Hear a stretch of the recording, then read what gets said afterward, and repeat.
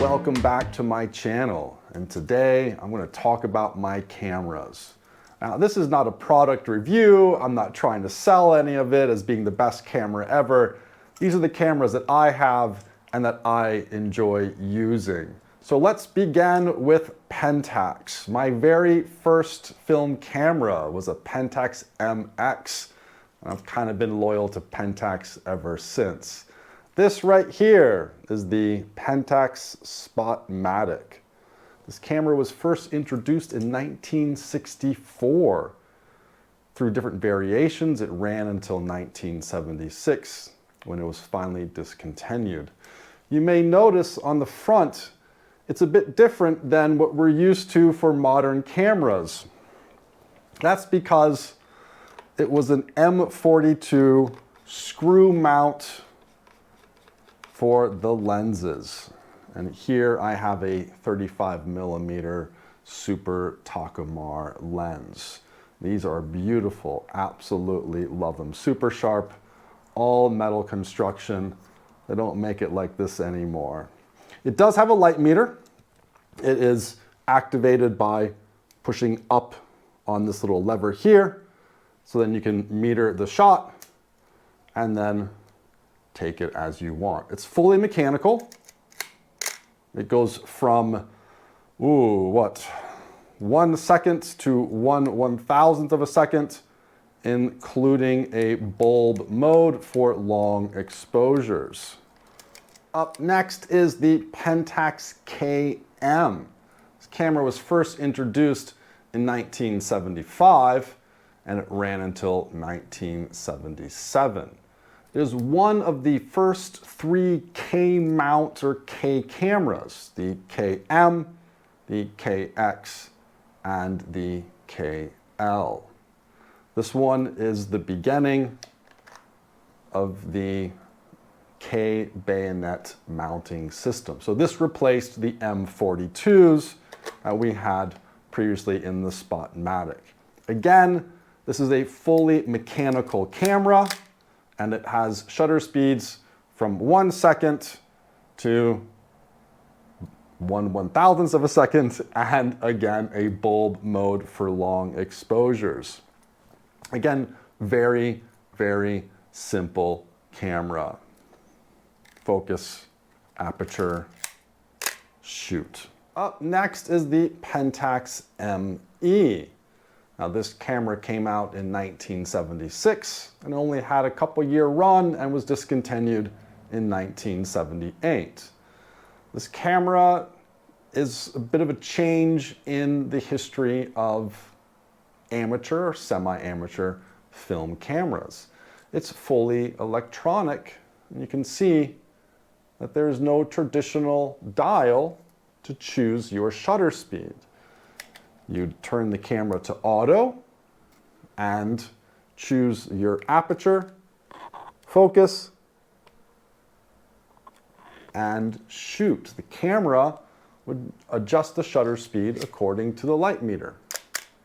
Now, I have batteries in the camera so that the camera will work. But if the batteries are dead, this camera has an electronic shutter, and you're kind of left out there with a camera that you can't use. I find this to be a fun camera, to be honest.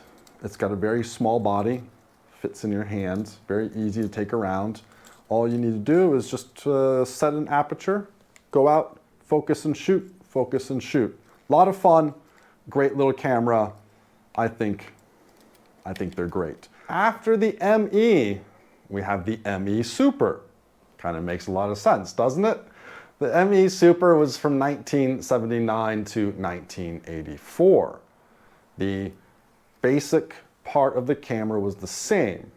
The user would turn the camera to auto, pick an aperture, focus, and shoot. But this one had a manual mode. So in manual mode, you could meter, and the buttons on here would move the shutter speed up and down according to the user's want. Still had a dead battery mode, and a bulb mode. Shutter speeds on the ME Super went up to 1/2000th of a second to allow a little bit more speed compared to the ME, which is only up to 1/1000th of a second. So ME Super, auto, manual, a dead battery mode in case you still want to shoot at 1/25th of a second, and faster shutter speeds. And the last of my Pentax 35mm SLRs is the Pentax LX. This camera was first introduced in 1980 as the 60th anniversary model of the Pentax Camera Company. It was discontinued in 2001, and it was the flagship professional model for the Pentax brand. This camera right here had weather and dust sealed dials and knobs, which was at the time quite the revolution. It is a auto mode, aperture priority, or all manual, 0.002 of a second to 4 seconds, and a bulb mode. We have a timer, we had a hot shoe, even had replaceable view finders. Whoop, oh, almost lost it there. Slide it out and interchange the view, even do top down if you're so interested.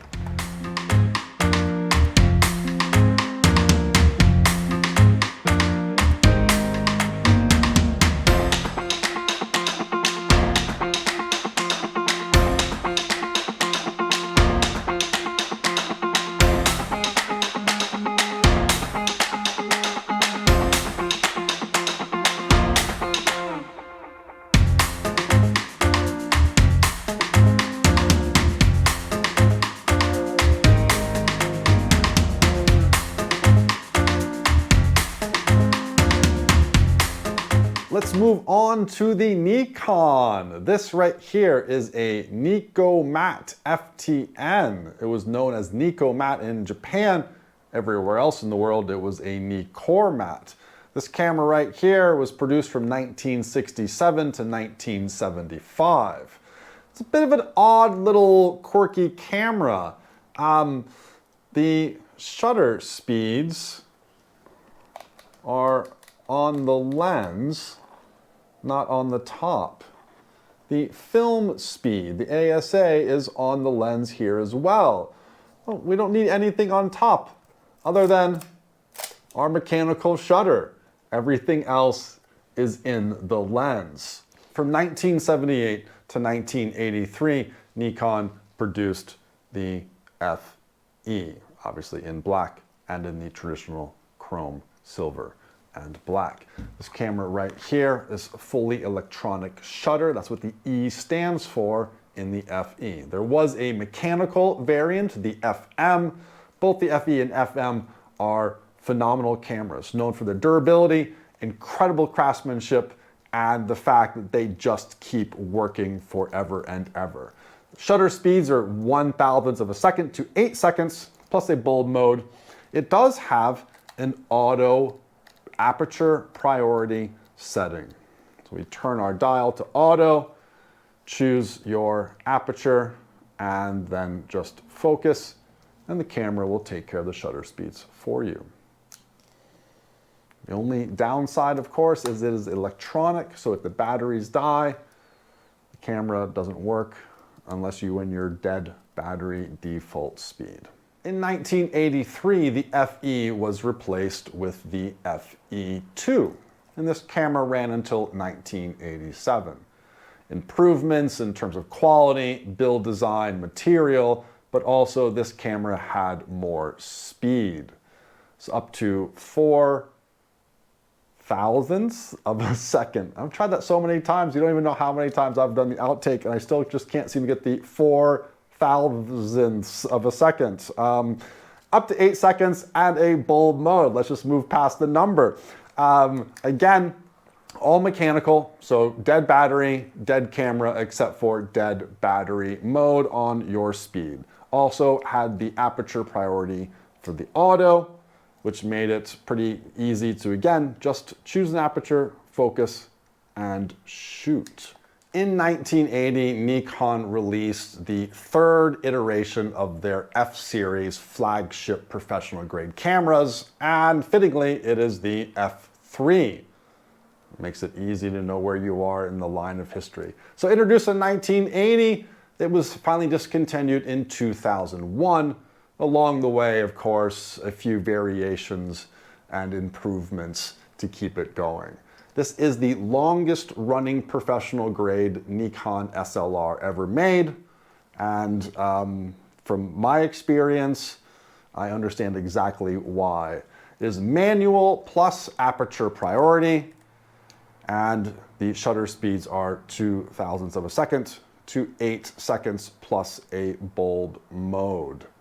I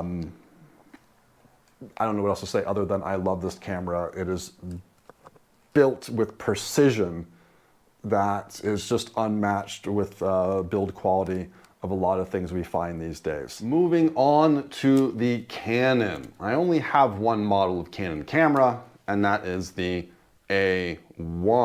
Now, the A1 was from 1978 to 1985. It's a pretty good run. It actually came in between the AE1, which was previous, and then the AE1 program, which came in after. The Canon has the shutter speeds of 1/1000th of a second, all the way down to 30-second long exposure, plus a bulb mode. Now, this camera was quite significant. It had aperture priority, shutter priority, and a full auto exposure program mode. The user would just change the dial to the P and then adjust the lens to the O for the older lenses or A for newer lenses, and the camera would do all the calculations for you. So all you had to do was focus and shoot.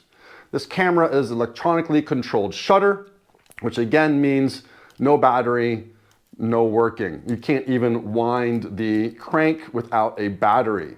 Now, that being said, this camera is quite a lovely camera to use. It's very easy, and I can see why the AE1 A1 and the AE1 program were quite popular at the time.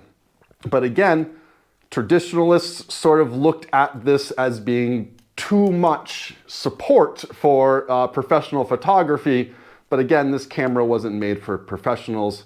It was made for the everyday user that wanted to go out, take great pictures, and not have to think too much about what they had to do to get those great pictures. Well, that wraps it up. That is my collection of 35mm SLR cameras.